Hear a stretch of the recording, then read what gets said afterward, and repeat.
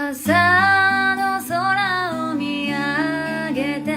今日という一日が笑顔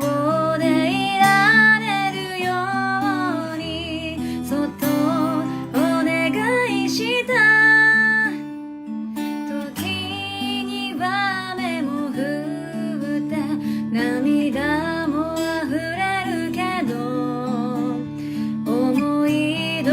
りにならない日は明日頑張ろうずっと見てる夢は私がもう一人でやりたいこと好きなように自由にできる夢人生は紙飛行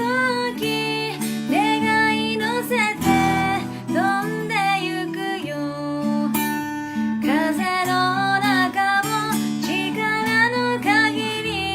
ただ進むだけその距離を競うよりどう飛んだかどこを飛んだのか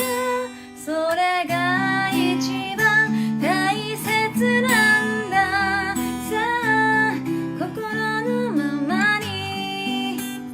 365日なんか鼻水出てきたなんでや久しぶりめっちゃ久しぶりだったなですね